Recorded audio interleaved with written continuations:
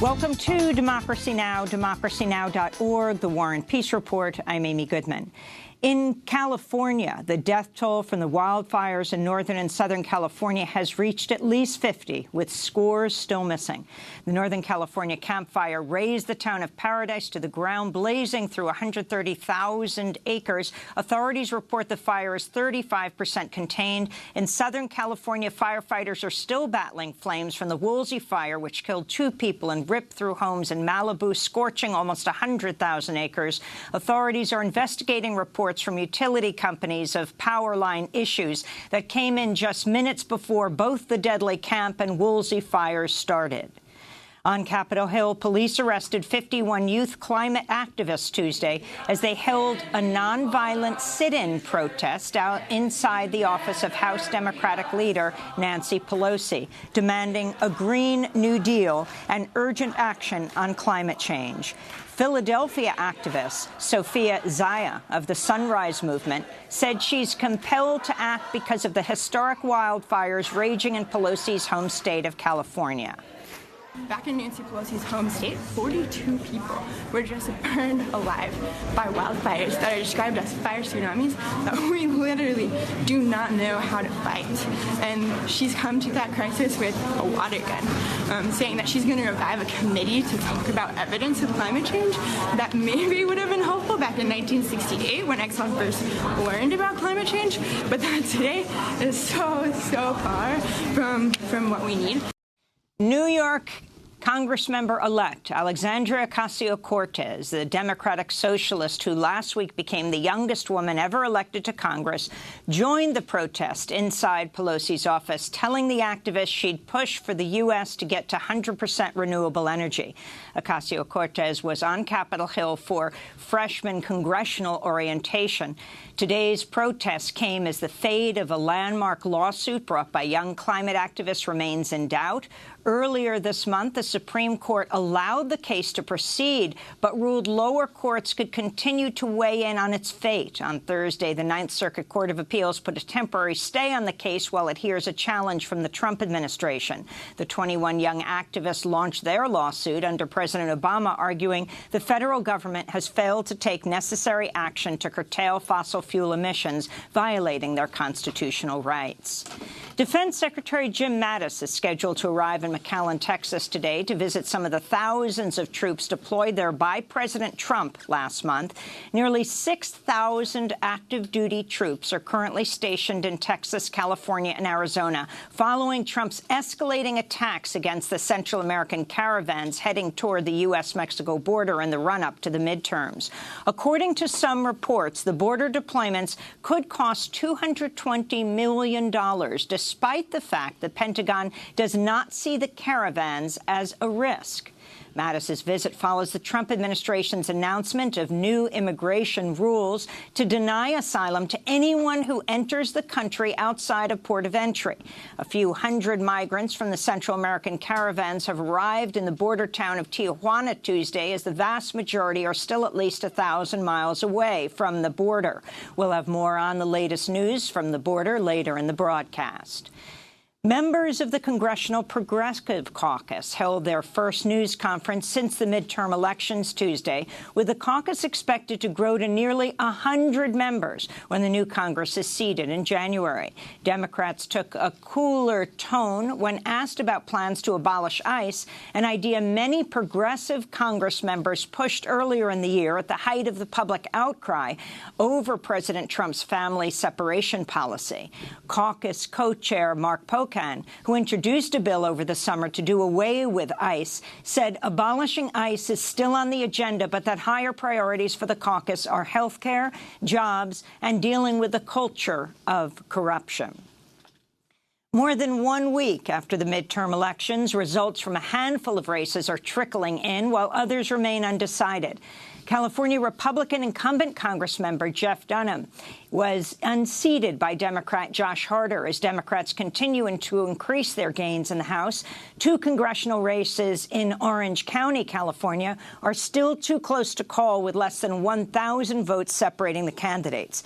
In Maine, Republican Congressmember Bruce Poliquin has filed a federal lawsuit hoping to block the first-ranked choice voting tabulation in a federal race. Maine voted to implement ranked choice voting in a 2016 ballot measure. Unofficial tallies have Poliquin with a narrow lead over Democratic challenger Jared Golden. In Georgia, Democrat Carolyn Bourdeaux has said she'll ask for a recount as provisional ballots are still being counted in the congressional race where she's trailing Republican incumbent Rob Woodall by less than 1,000 votes.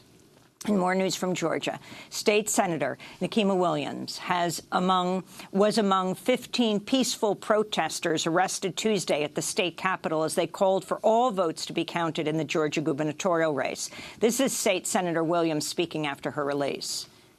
I was singled out as a black female senator standing in the rotunda with constituents in the Capitol, a body that I serve in, and I was singled out and arrested today for standing with so many Georgians who are demanding that every vote be counted. And I am incredibly proud and will continue to stand with the citizens of Georgia. On Monday, a federal judge blocked Georgia interim Secretary of State Robin Crittenden from certifying the governor's race before Friday and ordered the review of thousands of provisional ballots. Until last week, the Secretary of State was Brian Kemp, who is the Republican candidate for governor. Kemp stepped down from the post last week after the election. During the campaign, Kemp was accused of overseeing a widespread voter suppression effort targeting African Americans. Unofficial voting numbers put Kemp in the lead at 50.3% of the vote over Stacey Abrams, a progressive Democrat who is seeking to become the nation's first African American woman elected governor. If Kemp's vote share shrinks to 50% or less, the race will go to a runoff. In Washington, D.C., First Lady Melania Trump called for the firing of Deputy National Security Advisor Mira Ricardo Tuesday in a rare move as she released a statement saying that Ricardo, quote, no longer deserves the honor of serving in this White House, unquote. The conflict between Melania Trump and Ricardo reportedly stems from the First Lady's recent trip to Africa, including a disagreement with her staff about seating on the plane. The highly unusual move by the First Lady came as a surprise to President Trump and senior White House staff, according to one source. Another official said Melania Trump and Ricardo never actually met in person. Ricardo is a key ally of the National Security Advisor John Bolton. She's reportedly also clashed repeatedly with Defense Secretary Jim Mattis and Chief of Staff John Kelly.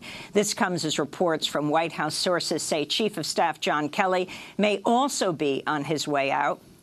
Kelly reportedly came into conflict with the First Lady over staffing issues, including the refusal to promote some of her senior aides. President Trump has been meeting with his lawyers this week to go over questions from Special Counsel Robert Mueller as part of his probe into possible collusion of the Trump campaign with Russian agents during the 2016 presidential election. Lawmakers raised alarm recently about the fate of the Mueller probe after Trump fired Attorney General Jeff Sessions the day after the midterm elections. Special Counsel Mueller is reportedly writing his final report. CNN has filed a lawsuit against President Trump and several of his staff, including Press Secretary Sarah Huckabee Sanders, alleging that White House correspondent Jim Acosta's First and Fifth Amendment rights were violated when the White House banned him last week after he clashed with Trump during a news conference. At the time, Huckabee Sanders said the ban was because Acosta, quote, laid his hands on an intern who was trying to take the microphone from him. As evidence, Huckabee Sanders retweeted a doctored video produced by the far-right conspiracy website InfoWars. The White House is now saying the ban was because Acosta refused to yield to his fellow reporters. CNN says the White House's actions could have a dangerous, chilling effect for other reporters. In the Chicago suburb of Midlothian, a black security officer was shot and killed by a white police officer Sunday as he was restraining a shooting suspect while on duty at a bar. 26-year-old Jamel Roberson reportedly grabbed and held a bar patron to the ground after the patron opened fire early Sunday morning. When police officers arrived at the scene, witnesses say Roberson was immediately shot dead, despite the fact that people at the bar were screaming he was the security guard.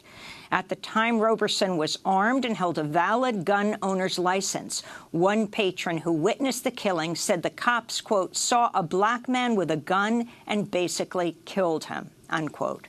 An autopsy Monday concluded Roberson's death was a homicide. Roberson was father of a 9-month-old son named Tristan. His partner, Avantia Booz, is pregnant with their second child. His family filed a lawsuit against the local police department on Monday. A new report by the FBI finds reported hate crimes in the U.S. were up in 2017, the third year in a row a rise in bias-motivated incidents has been recorded. The numbers are partially a reflection of increase in police reporting of hate crimes. In Wisconsin, Baraboo High School has come under intense scrutiny as a photo of at least 60 male students giving the Nazi salute went viral this week. One student in the front row is seen making a white power symbol with his index finger and thumb.